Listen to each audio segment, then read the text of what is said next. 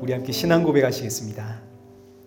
전능하사 천지를 만드신 하나님 아버지를 내가 믿사오며 그 외아들 우리 주 예수 그리스도를 믿사오니 이는 성령으로 잉태하사 동정녀 마리아에게 나시고 본디오 빌라도에게 고난을 받으사 십자가에 못 박혀 죽으시고 장사한 지 사흘 만에 죽은 자 가운데서 다시 살아나시며 하늘에 오르사 전능하신 하나님 우편에 앉아 계시다가 저리로서 산자와 죽은 자를 심판하러 오시리라.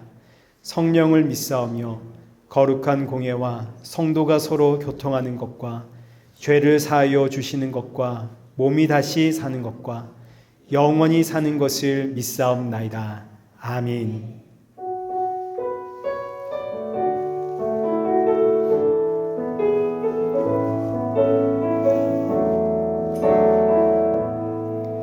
하늘의 문을 여소서 이곳을 주목하소서 주를 향한 노래가 꺼지지 않으니 하늘을 열고 오소서 이곳에 임재하소서 주님을 기다립니다. 기도의 향기가 하늘에 닿으니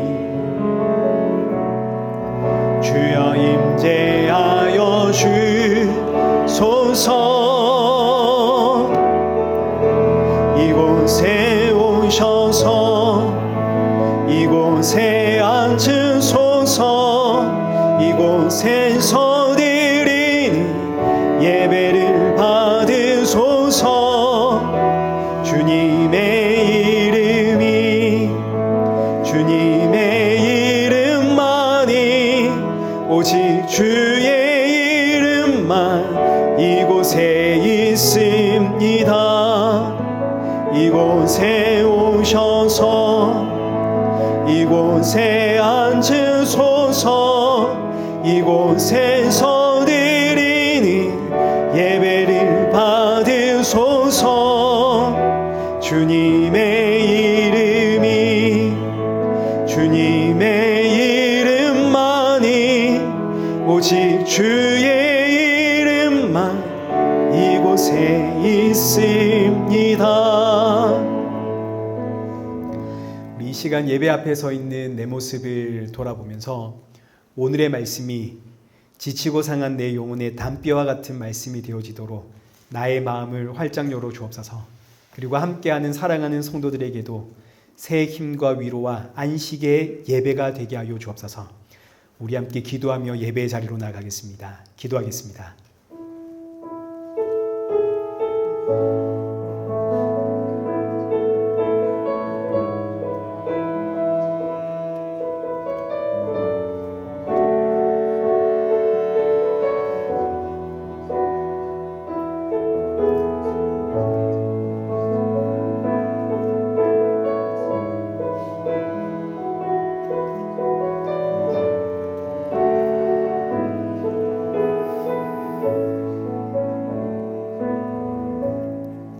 살아계신 하나님 아버지, 오늘 이 예배의 자리로 우리의 걸음을 인도하심에 감사드립니다.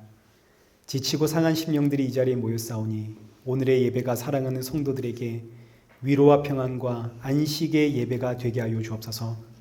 주가 주시는 생명의 말씀 붙잡고 새롭게 시작하는 이 한 주를 버티며 날이 갈수록 예수님의 그 십자가의 은혜와 사랑이 더욱더 충만해지는 우리 성도들 되게 하여 주옵소서. 예수님의 이름으로 기도드리옵나이다. 아멘.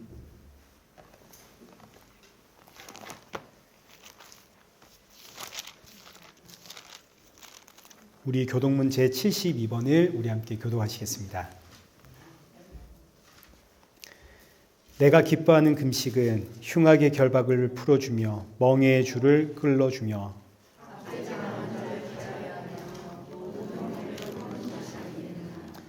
또 줄인 자에게 내 양식을 나누어 주며 유리하는 빈민을 집에 들이며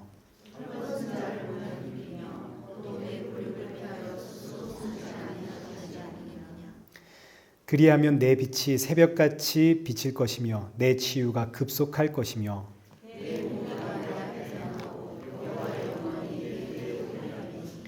내가 부를 때에는 나 여호와가 응답하겠고 만일 내가 너희 중에서 멍에와 손가락질과 허망한 말을 제하여 버리고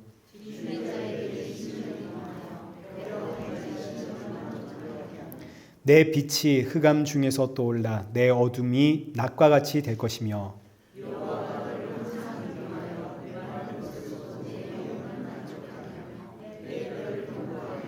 함께 읽겠습니다.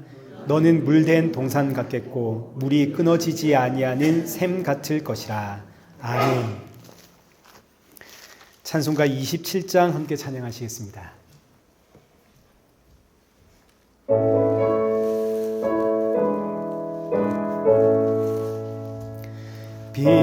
빛나고 높은 보좌와 그 위에 앉으신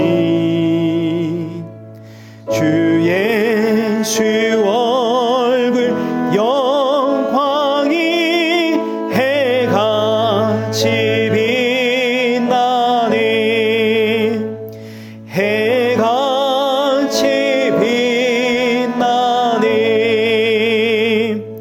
지극히 높은 위엄과 한없는 자비리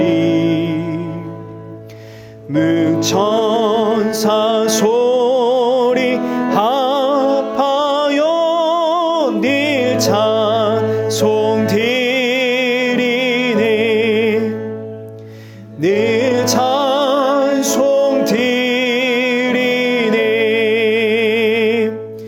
영 죽은 나를 살리려 그 영광 떠나서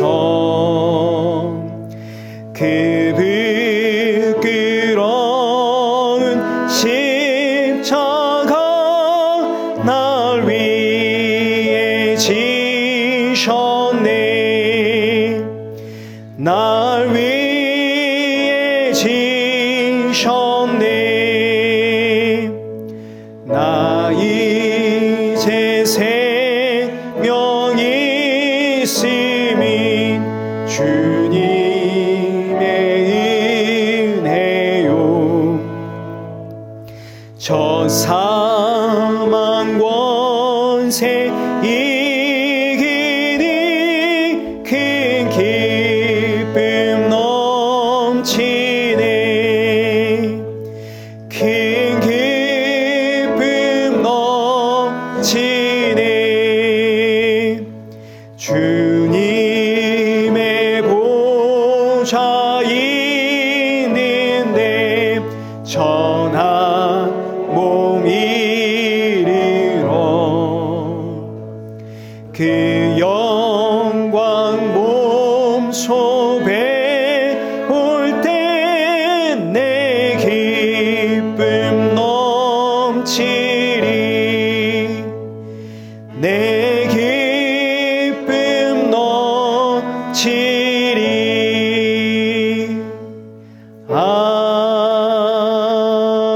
아멘. 우리 성경 공독하시겠습니다. 우리 오늘 보실 하나님의 말씀은 고린도 후서 13장 6절에서 13절입니다. 고린도후서 13장 6절에서 13절. 우리 한 절씩 교독하겠습니다. 우리가 버림받은 자 되지 아니한 것을 너희가 알기를 내가 바라고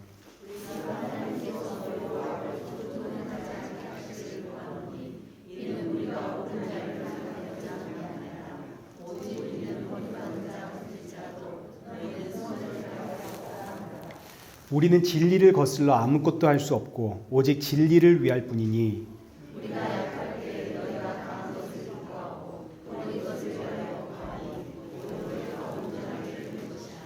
그러므로 내가 떠나 있을 때에 이렇게 쓰는 것은 대면할 때에 주께서 너희를 넘어뜨리려 하지 않고 세우려 하여 내게 주신 그 권한을 따라 엄하지 않게 하려 함이라.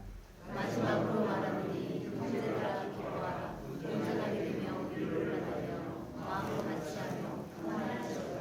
또 사랑과 평강의 하나님이 너희와 함께 계시리라.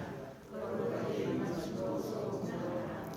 모든 성도가 너희에게 문안하느니라. 주 예수 그리스도의 은혜와 하나님의 사랑과 성령의 교통하심이 너희 무리와 함께 있을지어다. 아멘. 우리 교회 소식 알려드리겠습니다. 우리 지난주에 박수자 권사님, 박우영 집사님의 아버지가 저희 교회를 이제 방문하셨거든요. 우리 지난주에 인사를 못 드렸는데 여기 앞에 계십니다. 우리 큰 박수로 환영하시겠습니다. 네, 감사합니다.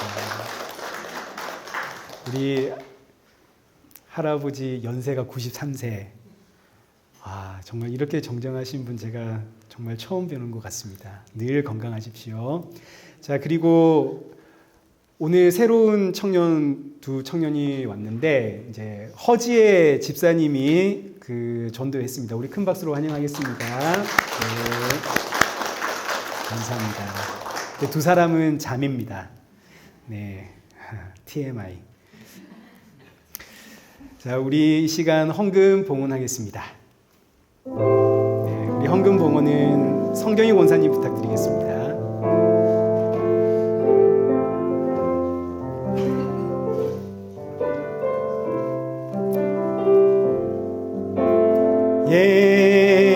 예수 사랑해요. 나 주 앞에 엎드려 경배와 찬양 함께 드리네.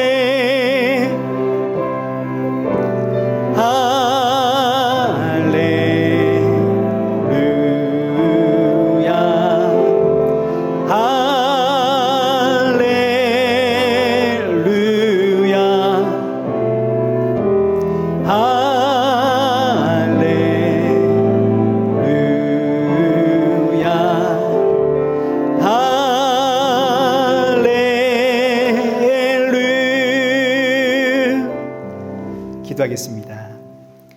하나님, 지난 한 주간 동안에 우리의 연약함과 완악함 용서하여 주옵시고 예배를 드릴 때마다 예수님의 십자가의 은혜로 이 예배의 자리에 설 수 있다는 사실을 기억하며 이 땅의 꿈과 소망과 뜻을 두지 않고 하나님 나라의 소망을 품고 이 땅에서 나그네로 살아가는 우리 성도들 될 수 있도록 우리의 마음을 붙잡아 주옵소서. 이 시간 귀한 예물 준비하여 드립니다. 헌금을 준비할 때마다 날 위해 십자가에 죽으시고 부활하신 예수님 기억하며 주님께 드림이 나의 기쁨이고 나의 모든 것이 주의 것임을 고백하는 성도가 되게 하여 주옵소서. 예수님의 이름으로 기도드리옵나이다. 아멘.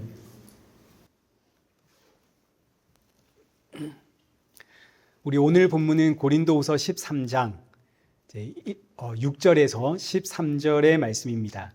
주 예수 그리스도의 은혜라는 제목으로 우리 오늘 본문의 말씀 함께 살펴보겠습니다.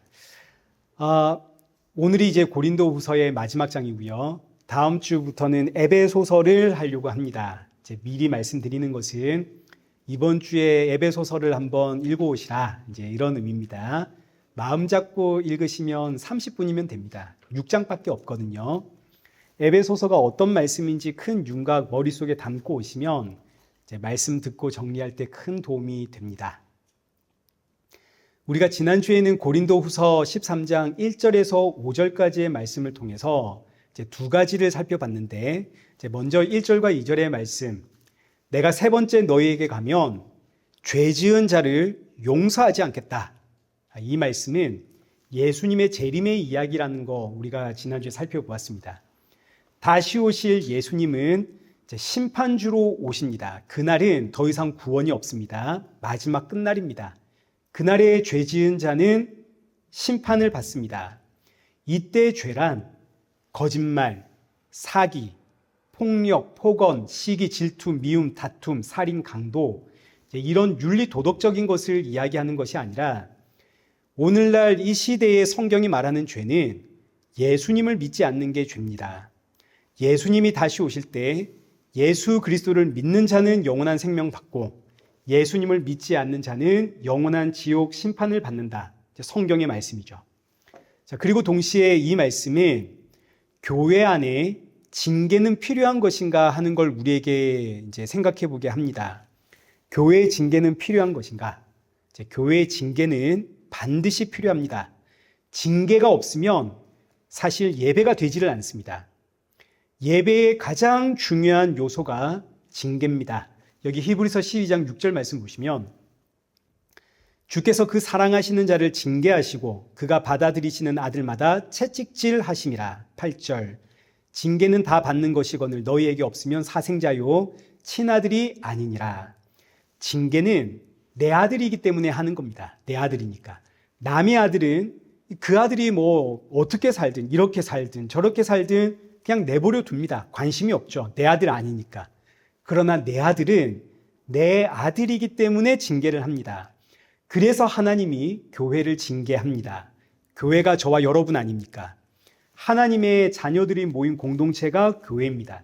그래서 하나님이 교회를 징계하시는데 징계의 목적은 벌 주고 혼내고 쫓아내는 것이 목적이 아니라 바른 교육을 통해서 훌륭한 사람이 되어라. 이게 이제 징계의 목적입니다. 그래서 이어지는 오늘 본문 10절 말씀을 보시면 그러므로 내가 떠나 있을 때에 이렇게 쓰는 것은 대면할 때에 주께서 너희를 넘어뜨리려 하지 않고 세우려 하여 내게 주신 그 고난을 따라 엄하지 않게 하려 함이라. 교회의 징계가 필요한 이유는 여러분들을 넘어뜨리기 위함이 아니라 여러분을 바르게 세우기 위함인 겁니다. 훌륭한 사람으로 바로 세우기 위해서 이제 징계는 필요하다. 그럼 이제 여러분 한번 돌아보십시오. 여러분 그동안 신앙생활하면서 징계를 받아보신 적이 있으십니까? 우리는 징계 이러면 이제 좀 부정적인 이미지가 떠오르죠. 징계 이러면 내가 교회에 혼난 적이 있나? 내가 그래서 목사님께 밉보인 적이 있나? 뭐 이런 걸 생각하게 되는데 그게 아닙니다. 우리말로는 징계 이러면 부정적인 의미지만 헬라어로 징계는 파이데이아라고 해서 그 뜻이 교육하다, 훈육하다, 훈련시키다, 긍정적인 의미를 가집니다. 학교에서 선생님이 학생들을 교육하는 것, 이게 징계입니다. 헬라어로. 부모가 자녀들을 올바르게 훈육하는 것, 이걸 이제 파이데이아, 교육하다, 훈육하다. 근데 이 좋은 단어를 이제 우리말 성경에서는 징계 이렇게 표현을 했습니다. 그래서 우리에겐 조금 부정적인 의미로 다가오지만 사실은 교육하다, 훈육하다 굉장히 이제 좋은 단어입니다. 이 징계라는 단어를 잘 설명하는 성경 구절이 있는데 여기 디모데후서 3장 16절입니다. 모든 성경은 하나님의 감동으로 된 것으로 교훈과 책망과 바르게 함과 의로 교육하기에 유익하니 이는 하나님의 사람으로 온전하게 하며 모든 선한 일을 행할 능력을 갖추게 하려 함이라. 이 말씀 이 자체가 이제 징계의 정의입니다. 자, 그러니까 교회의 징계는 결국 뭐냐면 하나님의 말씀을 잘 풀어서 전달하는 설교가 바로 징계입니다. 저와 여러분은 매주 이 예배 시간 설교를 통해서 징계를 받고 있는 중입니다. 히브리서 4장 12절 하나님의 말씀은 살아있고 활력이 있어 좌우의 날선 어떤 검보다 예리하여 혼과 영과 및 관절과 골수를 찔러 쪼개기까지 하며 또 마음의 생각과 뜻을 판단하나니 지으신 것이 하나도 그 앞에 나타나지 않음이 없고 우리의 결산을 받으실 이의 눈앞에 만물이 벌거벗은 것 같이 드러나느니라. 이게 바로 징계입니다. 설교 시간을 통해서 하나님의 말씀이 내 혼과 영과 이 관절과 골수까지 찔러 쪼개 내 마음과 생각과 뜻이 하나님 앞에서 얼마나 악한가, 내가 얼마나 죄인인가를 드러내고 이런 나를 이제 십자가 앞에 세움으로 십자가 앞에서 하나님의 백성다운 그 올바른 모습으로 서게 하는 교육, 이게 바로 징계입니다. 그래서 지금 이 시간이 징계의 시간이 되는 거죠. 그래서 제가 여러분에게 그 목소리를 높이면서 여러분의 죄를 지적도 하고 또 우리 이렇게 살아야 됩니다. 교훈도 하고 그리고 예수님의 십자가 이야기하고 그러는 겁니다.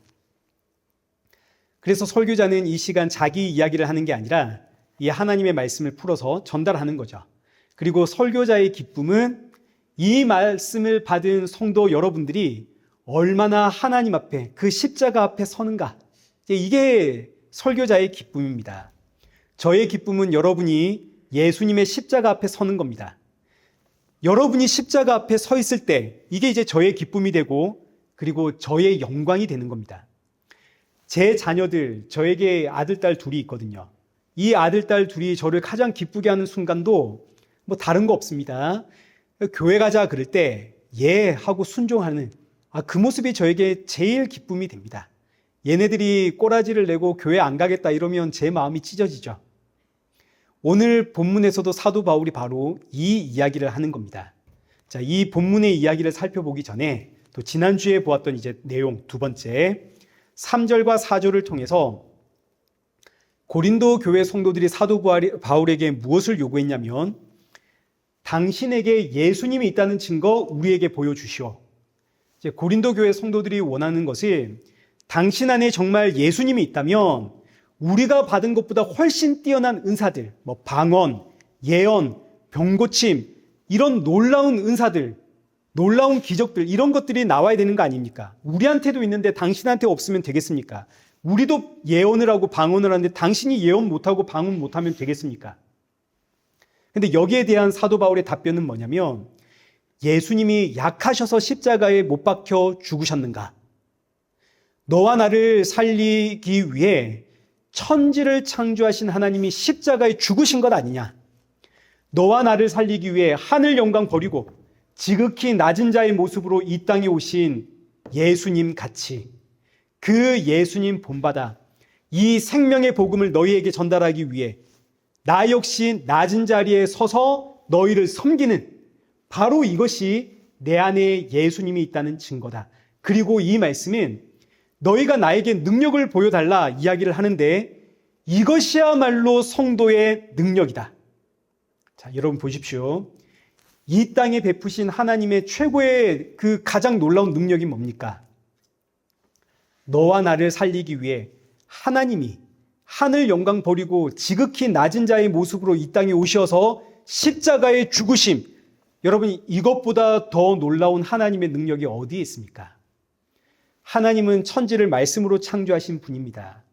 그러나 하나님의 그 어떤 창조의 능력도 피조물을 위해서 하나님이 자신을 버리고 이 땅에 오셔서 십자가에 죽으심, 너와 나를 위해 하나님이 기꺼이 자신을 내어주심, 그 어떤 창조의 능력도 이 능력과는 비교가 안 되는 겁니다. 세상에 이거보다 더 놀랍고 더 큰 기적이 없죠. 이 말씀을 이제 성도들에게 고스란히 적용을 하자면 성도의 가장 큰 능력은 내가 방언을 한다, 내가 예언을 한다, 내가 막 병을 고친다. 이게 아니라 나도 예수님처럼, 나도 하나님처럼 한 영혼을 살리기 위해서 그 복음 증거를 위해서 기꺼이 낮은 자의 모습으로 한 영혼을 섬기는 것. 이게 바로 성도의 가장 큰 능력이고 가장 큰 은사입니다. 그리고 이것이 예수님이 내 안에 계시다는 증거입니다. 여러분들이 그 어떤 은사를 받았다 한들, 저 사람이 그 어떤 대단한 은사를 받았다 한들 한 영혼을 위해 기꺼이 낮아지는 은사보다 더 큰 건 없습니다. 더 놀라운 능력은 없습니다. 저 사람은 방언과 예언을 자랑하고 이 사람은 낮아짐의 섬김을 이야기하고 사도 바울이 지금 이 이야기하는 겁니다. 고린도 교회는 예수님이 내 안에 있다는 것을 어떤 은사나 기적으로 증명하려고 했습니다. 여기에 대해 사도 바울은 내 안에 예수님 계시다는 증거는 나도 예수님처럼 한 영혼에게 생명의 복음 증거하기 위해 기꺼이 내가 낮은 자로 섬기는 것에 있다. 자, 그래서 이제 5절로 넘어갔습니다. 너희는 믿음 안에 있는가? 너희 자신을 시험하고 너희 자신을 확증해라. 너 안에 한 영혼을 위해 기꺼이 낮아지고 섬기고자 하는 마음이 있는가 돌아보아라. 비록 때로는 자존심이 상해서, 때로는 내 감정이 상해서 막 욱해서 그 사람과 싸우고 다투고 목소리를 높였지만, 그러나 돌아서면 내가 왜 그랬을까? 하나님, 낮아지고 섬김으로 예수님 전하는 성도가 되도록 저를 좀 붙잡아 주십시오. 기도하며 이를 위해서 훈련하고 예수님 닮아가고자 하는 마음, 예수님 십자가 앞에 서고자 하는 이 마음이 내 안에 자꾸 생기는, 바로 이것이 내 안에 믿음이 있다는 증거다. 이런 마음이 없다면 버림받은 자다, 이렇게 해놓고 이제 오늘 본문으로 이어지는 겁니다. 6절. 우리가 버림받은 자 되지 아니한 것을 너희가 알기를 내가 바라고. 우리가 버림받은 자가 아니다, 하나님께. 우리가 하나님께 버림받은 자가 아니다라는 증거는 우리가 너희에게 예수님 증거하기 위해 기꺼이 낮아지고 섬기는 바로 여기에 있다. 이것을 너희가 알아주길 바란다.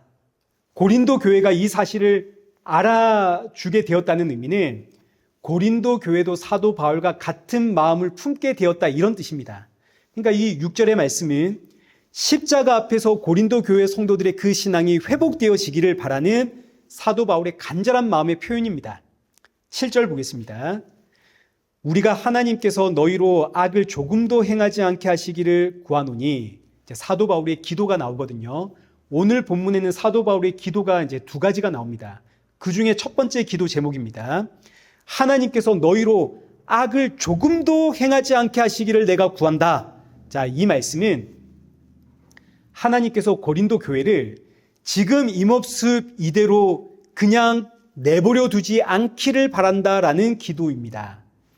고린도 교회가 지금 어떤 모습이냐면 서로 당을 짓고 싸우고 경쟁하고 누가 옳으냐, 누가 잘났냐, 자신들이 받은 은사를 가지고 누가 더 영적이냐, 누가 더 거룩하냐, 지금 이러고 있습니다. 이런 모습을 사도 바울이 악이라고 규정을 합니다. 악하다. 그럼 이제 악이 뭔지를 알아야겠죠.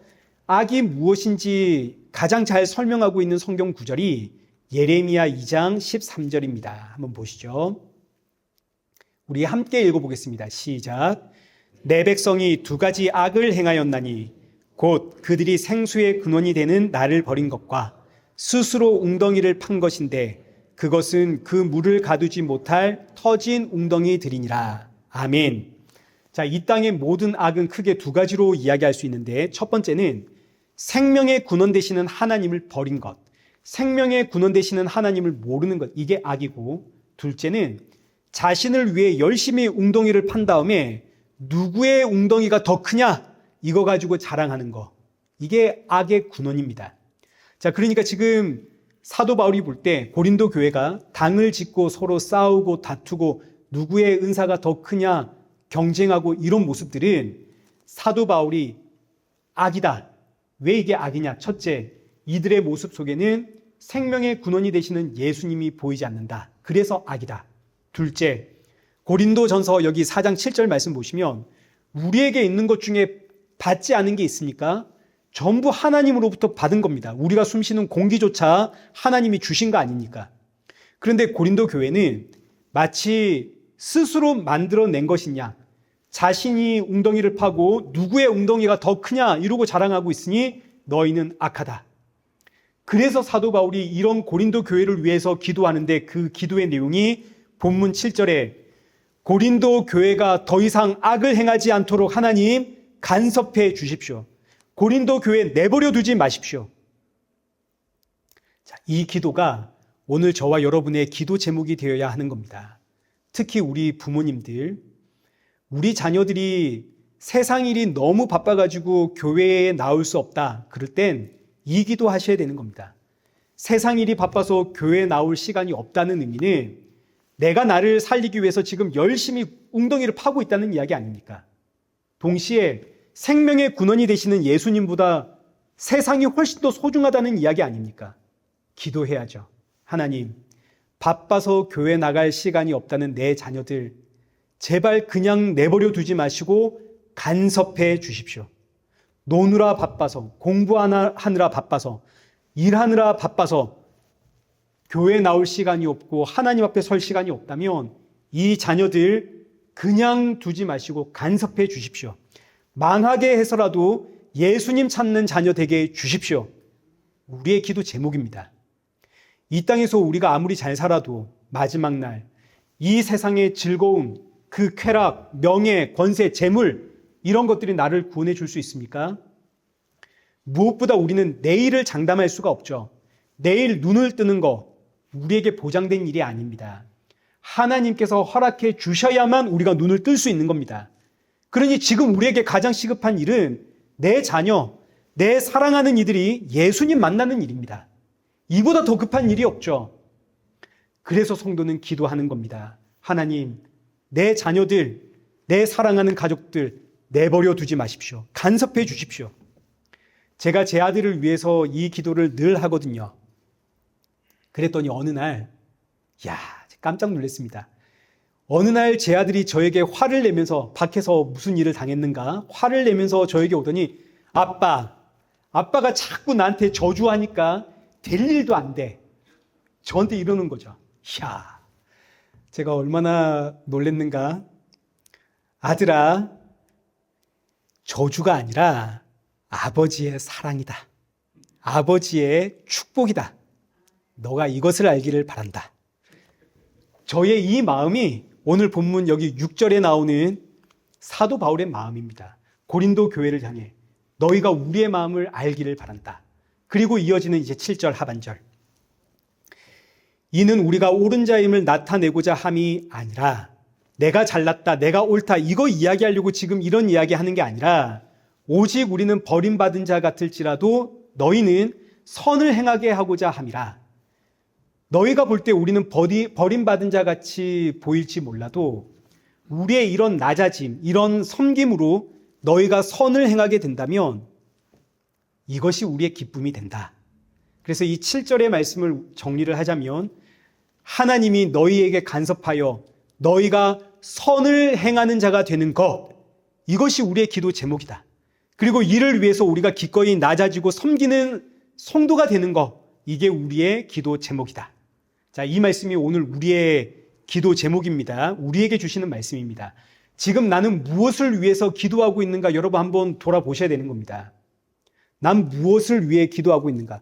기도의 제목이 전부 나를 위한 것인가? 아니면 누군가에게 복음 증거하기 위해 기꺼이 낮아지는 성도 되게 하소서, 기꺼이 섬기는 성도가 되게 해 주십시오.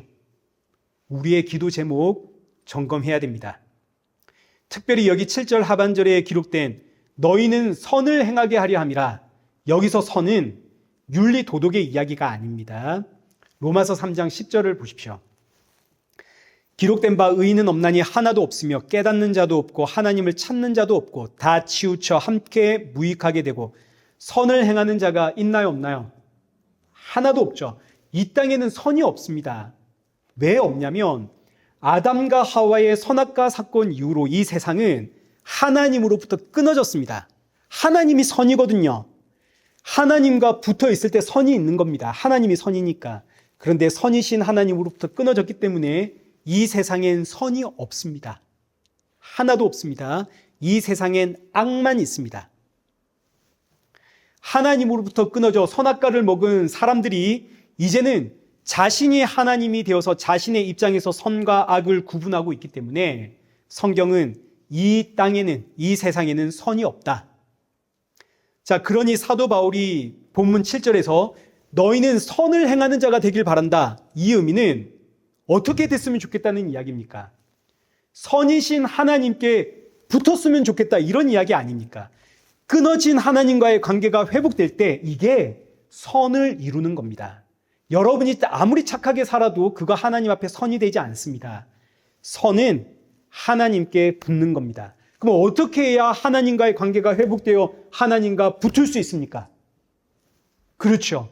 십자가에 죽으시고 부활하신 그 예수님을 믿을 때 하나님의 관계가 회복되는 겁니다. 요한복음 14장 20절의 말씀처럼 예수님이 내 안에, 내가 예수님 안에. 요한복음 17장 21절 아버지께서 내 안에, 내가 아버지 안에 있는 것 같이 그들이 다 하나가 되어 우리 안에 있게 하사. 우리가 그 하나님 안에 들어갈 때 이것이 선을 행함이 되는 겁니다. 우리의 낮아짐과 섬김으로 너희가 예수님을 믿게 된다면 이것이야말로 우리의 기쁨이 되고 이것이야말로 우리의 영광이 된다. 지금 이 말씀을 보면서 우리는 내가 지금 사도 바울의 이 마음을 품고 있는가, 이거 계속 점검을 하셔야 되는 겁니다. 내 안에 사도 바울과 같은 마음이 있는가, 한 영혼을 위해 기꺼이 낮아지고 섬기고자 하는 마음이 있는가. 8절 보겠습니다. 우리는 진리를 거슬러 아무것도 할 수 없고 오직 진리를 위할 뿐이니 우리는 진리를 거스를 수가 없습니다. 왜냐하면 진리는 예수님이시거든요. 요한복음 14장 6절, 예수께서 이르시되 내가 곧 길이요 진리요. 예수님이 진리입니다. 진리 되시는 예수님이 나의 머리가 되시어 나를 통치하시니까 사도 바울이 나는 진리를 거스를 수가 없다, 이 이야기를 하는 겁니다. 진리가 내 머리가 되시고 나는 그의 몸이기 때문에 나는 진리의 통치를 받고 나는 진리를 위할 뿐이다. 사도 바울의 모든 초점은 예수님입니다. 그리고 사도 바울은 늘 우리에게 너희도 나처럼 되기를 바란다. 자, 그리고 이어지는 9절 보십시오. 우리가 약할 때 너희가 강한 것을 기뻐하고. 사도 바울의 기쁨은 우리의 약함, 우리의 낮아짐, 우리의 섬김을 통해 너희가 강해진다면 우리는 기쁘다. 근데 이 너희가 강해진다라는 의미가 무슨 뜻이냐면 여기 3절에서 그는 너희에 대하여 약하지 않고 도리어 너희 안에서 강하니라. 너희 안에서 강하신 분이 예수님 아닙니까? 너희가 강하다는 의미는 너희 안에 강하신 예수님이 계신다, 이런 뜻입니다. 그러니까 9절에 우리의 약함으로, 우리의 낮아짐과 섬김으로 너희가 예수님을 믿게 된다면, 십자가 앞에 서게 된다면 이것이 우리의 기쁨이다. 사도 바울의 최고의 기쁨, 교회가 예수님과 십자가 앞에 서는 겁니다. 그래서 사도 바울은 고린도전서 여기 2장 2절, 나는 너희에게 예수님과 십자가 외에는 할 말이 없다. 그러니 가만 보시면 고린도전서, 고린도후서 그 시작부터 끝까지 전부 똑같습니다. 예수님으로 시작해가지고 예수님으로 끝이 납니다. 나는 예수님과 십자가 외에는 할 말이 없고 너희가 예수님과 십자가 앞에 서게 된다면 이것은 나의 기쁨이 되고 나의 영광이 되고 나의 상급이 된다. 너희가 나의 이 마음을 알아 너희도 나와 같은 마음을 품게 되기를 바란다. 자, 그리고 이제 또 하나, 9절 하반절에 또 이것을 위하여 구하니, 이제 사도 바울의 두 번째 기도 제목입니다. 두 번째 기도 제목은 뭐냐면 너희가 온전하게 되기를 내가 기도한다. 오늘 본문에 사도 바울의 기도가 두 개가 나오는 거거든요. 첫째는 7절에서 보았듯이 하나님이 너희를 그냥 내버려 두지 않고 감섭하기를 바란다. 둘째는 너희가 온전한 자가 되기를 바란다. 여기서 온전한 자라는 단어는 완전해지다라는 뜻입니다. 완전해지다.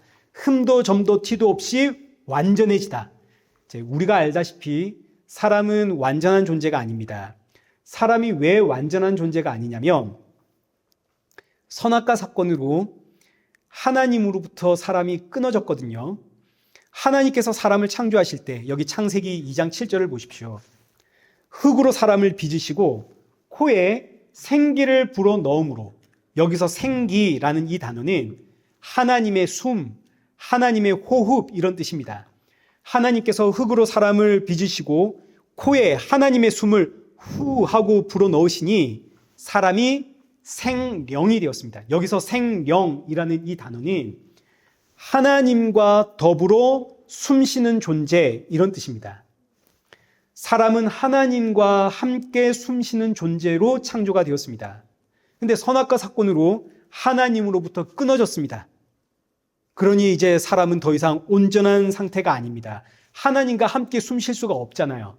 불완전한 상태입니다. 그럼 이제 어떻게 해야 사람이 온전한 상태, 완전한 상태로 회복되겠습니까? 하나님께로 돌아가서 하나님과 함께 숨쉬는 존재가 되면 사람이 완전하고 온전한 존재가 되겠죠. 그래서 요한복음 여기 17장 23절 보시면 사람이 완전해지는 비결, 곧 내가 그들 안에 있고 아버지가 내 안에 계시어 그들로 온전함을 이루어. 이게 이제 사람이 온전해지는 유일한 방법입니다. 예수님이 내 안에, 내가 예수님 안에, 그리고 그 예수님이 하나님 안에, 하나님이 예수님 안에. 우리 모두가 다 하나님과 하나가 될 때 너희가 하나님과 더불어 숨을 쉬는 존재, 온전해지는 존재가 된다. 그래서 여기 본문 9절 사도 바울의 기도 제목, 너희가 온전한 자가 되기를 바란다 라는 이 말씀도 결국은 너희 안에 예수님 계시기를 바란다. 예수님 믿는 성도가 되기를 바란다. 이런 뜻이 되는 겁니다. 자, 그러니 보십시오. 고린도 후서를 마치면서 사도 바울이 고린도 교회에 원하는 건 하나뿐입니다. 너희가 예수님 안에 있기를 바란다. 너희가 예수님 믿는 성도가 되기를 바란다. 나는 이거면 족하다. 이거 외에 다른 건 없다. 오직 예수님과 십자가뿐이다. 오늘 이 말씀 우리에게 고스란히 적용됩니다. 우리도 마찬가지입니다. 여러분, 신앙생활이라고 하는 것은 뭐 대단히 거창한 게 아닙니다. 신앙생활은 그저 예수님과 십자가 앞에서 예배자로 서 있는 겁니다. 이게 전부입니다. 예수님과 십자가 앞에 예배자가 되길 위해 기도하고, 날 구원하신 예수님 더 많이 알아가기 위해서 성경을 읽고, 그 예수님 닮아가기 위해서 훈련을 하고, 그리고 이 귀한 생명의 주를 전달하기 위해서 힘을 쓰는, 이게 성도의 신앙생활입니다. 예수님밖에 없습니다. 자, 이제 마지막 11절입니다. 마지막으로 말하노니 형제들아 기뻐하라. 온전하게 되며 위로를 받으며 마음을 같이하며 평안할지어다. 사도 바울의 마지막 권면이 기뻐해라, 온전해라, 위로받아라, 마음을 같이하여 평안해라. 근데 어떻게, 무엇을 가지고? 이어지는 말씀이 사랑과 평강의 하나님이 너희와 함께 계시리라. 사랑과 평강의 하나님이 너희와 함께하니 기뻐해라. 사랑과 평강의 하나님이 너희와 함께하니 너희는 온전하다. 사랑과 평강의 하나님이 너희와 함께하니 여기에 위로를 받으라. 사랑과 평강의 하나님이 너희와 함께하니 서로 마음을 합하여 평안함을 누려라. 이런 이야기입니다. 자, 그럼 이제 사랑과 평강의 하나님이 누구신가를 알아야 될 거 아닙니까? 하나님은 눈에 보이지 않습니다. 눈에 보이지 않는 하나님이 육신을 입고 이 땅에 오셨습니다. 빌립보서 2장 5절. 너희 안에 이 마음을 품으라. 곧 그리스도 예수의 마음이니 그는 근본 하나님의 본체. 히브리서 1장 3절. 그는 하나님의 영광의 광채시요 그 본체의 형상이시요. 사랑과 평강의 하나님, 눈에 보이지 않습니다.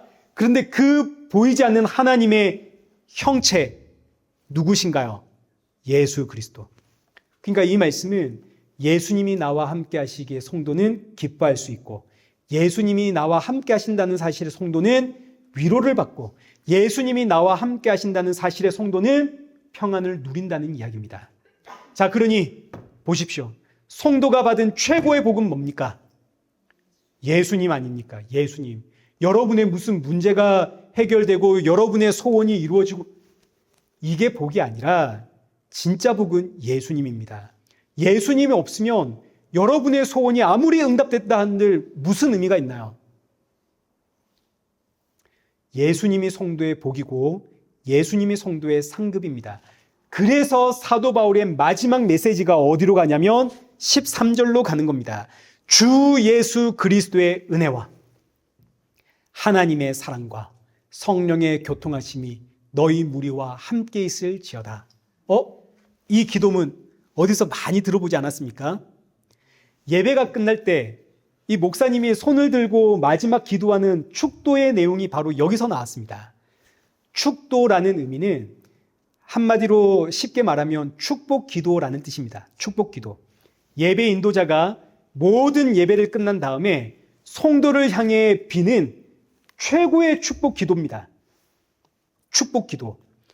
그 축복 기도가 뭐냐면 우리 주 예수 그리스도의 은혜와 하나님의 사랑과 성령의 교통하심이 너희와 함께 있을지어다. 삼위일체 하나님이 당신과 함께 있기를 바랍니다.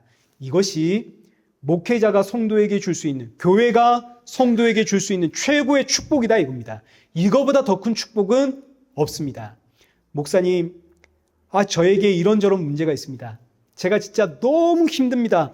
저 정말 죽겠습니다. 저를 위해 기도해 주십시오. 이때 목사가 다른 게 아니라 성도에게 줄 수 있는 최고의 축복 기도는 이겁니다. 주 예수 그리스도의 은혜와 성부 하나님의 사랑과 성령의 교통하심이 당신과 함께함을 기억하십시오. 이것보다 더 큰 축복이 없습니다. 이 기도 속에는, 여기 13절 이 기도 속에는 정신 차리십시오. 세상 문제 때문에 울고 웃지 마시고 하나님이 나와 함께 하심이 나의 복이요 나의 기쁨이요 나의 위로가 됨을 기억하십시오. 세상 문제 때문에 나 죽겠다 우는 소리 내지 마시고 예수님이 나와 함께 하심에 감사하며 돌아가십시오. 이 기도 속에는 이 의미가 담겨 있는 겁니다. 그러니 제가 축도로 예배를 마칠 때 여러분들은 맞아, 예수님 나와 함께 하시지, 세상 문제 때문에 죽겠다 우는 소리 내지 말자, 예수님이 나와 함께 하시는데 여기에 감사하자, 기뻐하자, 예수님이 나의 위로가 되신다, 여러분이 이렇게 받아들이시고 돌아가시면 정확한 겁니다. 예배의 은혜뿐이죠. 자, 그리고 또 하나, 여기 13절의 기도를 보시면 제일 먼저 예수님이 등장을 합니다. 아니, 하나님 아버지가 제일 먼저 등장해야 되는 거 아닙니까? 순서상으로 하나님 아버지, 그 다음에 아들, 그 다음에 주의 영, 이렇게 나와야 되는 게 순서상으로 맞는 거 아닙니까? 근데 사도 바울은 축복 기도를 하면서 제일 먼저 예수님 이야기를 합니다. 왜일까요?